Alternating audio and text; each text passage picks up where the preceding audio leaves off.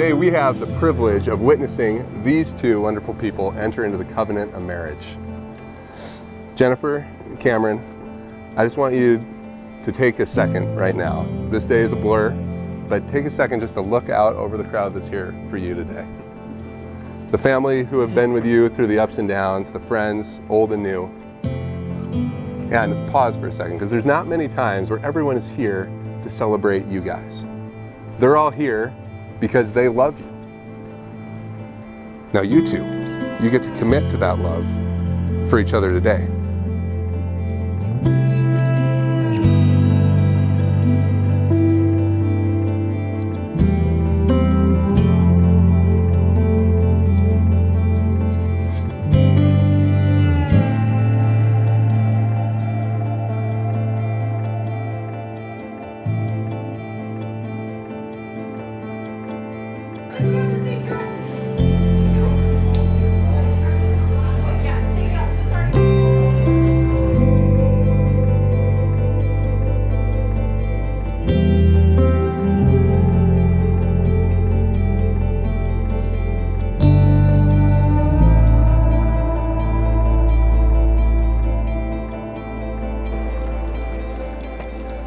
Jennifer Lee Novak.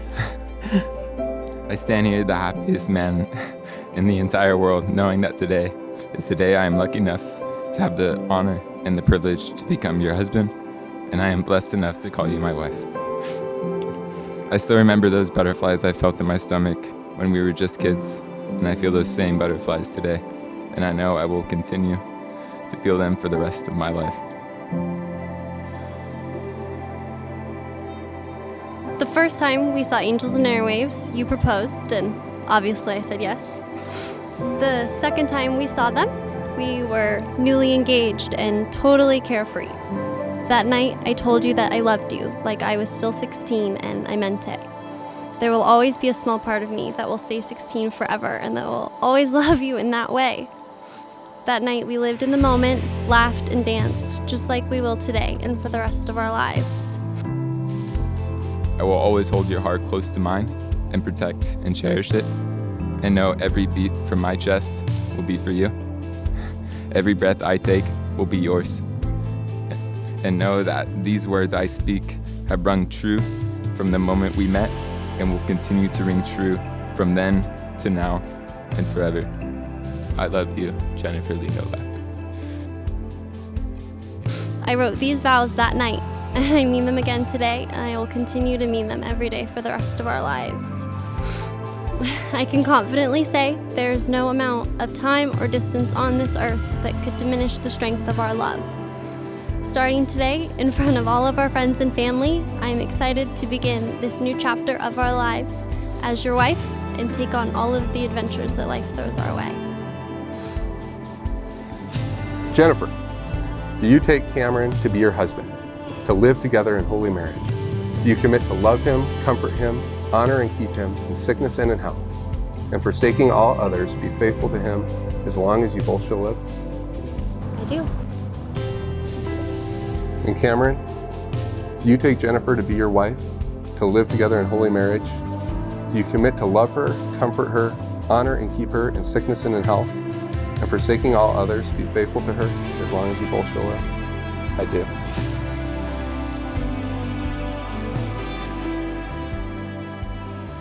Love is patient. Love is kind. It does not envy. It does not boast. It is not proud. It does not dishonor others. It is not self-seeking. It is not easily angered. It keeps no record of wrongs. Love does not delight in evil, but rejoices with the truth. It always protects, always trusts, always hopes, always perseveres. Love never fails. That's what John saw in Jesus. And from what I've seen in you guys and heard about you guys, many of those same characteristics are growing in your love for each other. Now, there is a lifetime of wisdom that we could take by looking at each of those characteristics. But I want to offer two of them as encouragements for you as you step into marriage. The first is love always hopes. You start this marriage with so much hope. Hope for who you will be individually and together. Hope for what your lives will look like. And I hope that many of those come to pass. But at some point, you will probably be disappointed. because you haven't arrived at your love for each other today.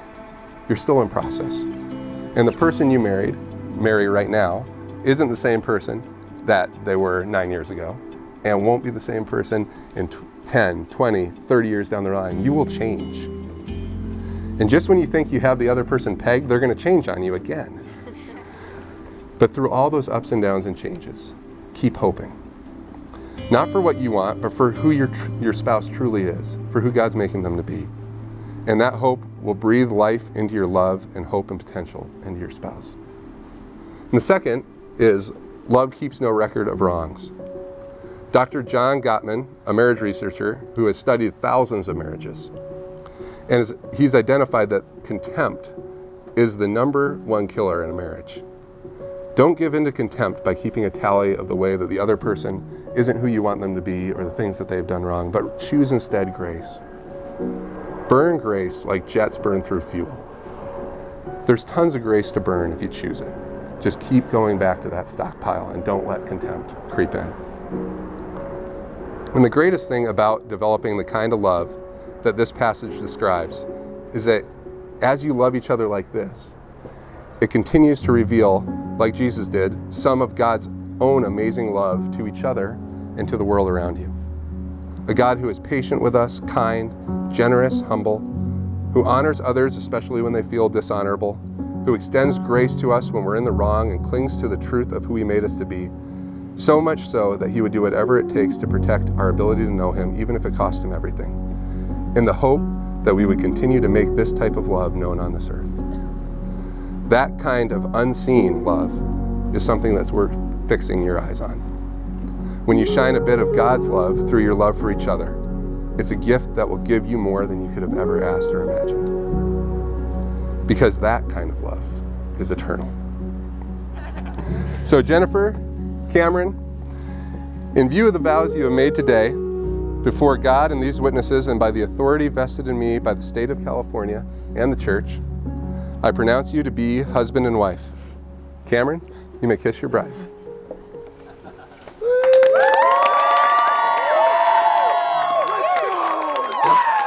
I officially present to you for the very first time as a married couple, the newlyweds, Jennifer and Cameron.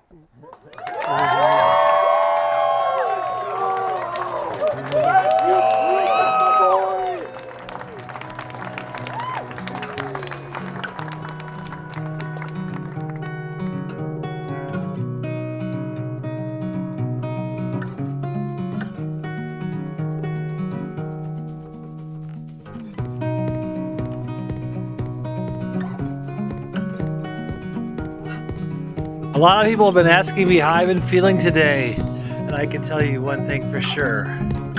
My heart is just full of joy. I'm so happy because I can see the support that Jenny and Cameron are going to have.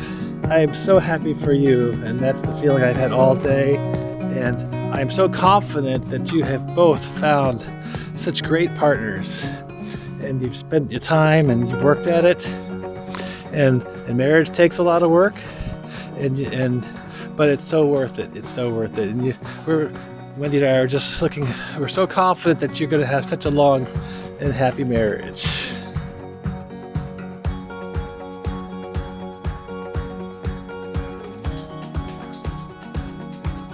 Cameron, I know you've had put up with all my stuff. And I didn't scare you away. I appreciate you staying. You answered all my questions.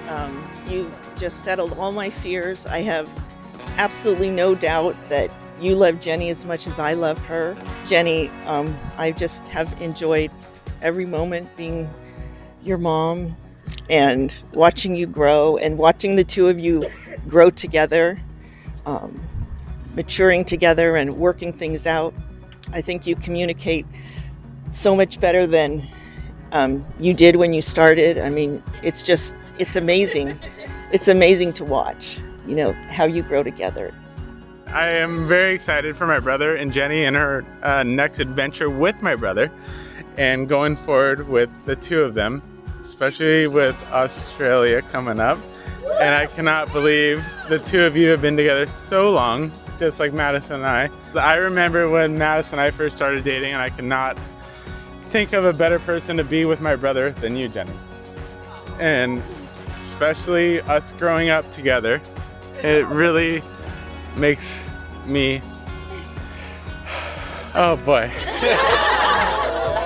I do want to toast to them, and I want to thank everyone for being here and making their way out here and making sure that we support them in their new life journey, and I really appreciate you guys.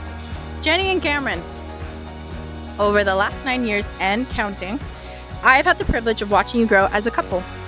In the beginning, I watched you grow out of your swoop haircut, the one Sherry called a 1-2 haircut. I watched you grow out of your braces. I won't say who. And I watched you grow out of your blonde highlights. Again, I won't say who. And I watched you grow into high school sweethearts with big city dreams. Through the trials and tribulations of a long-distance relationship, I watched your hearts grow fonder for one another, challenging both of you to make room in your daily, busy schedules to talk to one another on FaceTime. And when life got tough, and I mean really tough, I watched you both grow a shield of armor, ready to protect each other at all costs, advocating for one another and supporting each other by always being friends first. As you've discovered new passions and career opportunities, I've watched you grow into each other's #1 fans and biggest support systems, encouraging and motivating each other to follow your dreams, no matter where those dreams may take you. 9 years and counting. Today, we watch you say I do to a future filled of adventure like camping trips, late night donut runs to KT Donuts, and always going to the VC fair so that Cameron could win you a prize and you two get on the swings. May this day, and each day that follows, be filled with love and joy. Cheers. I'm definitely not the only person here that has known for a long time that these two were meant to be, and that it's not a matter of if, it's a matter of when. One of the things that has always been so beautiful to me, that I've admired so much, is how you both unselfishly encourage the other's individual goals and dreams. Over the years, you've given each other the space to be your own person, but you've always known when to fight for the beauty you possess together. And I'm so unbelievably happy for the both of you and wish you a lifetime of happiness together.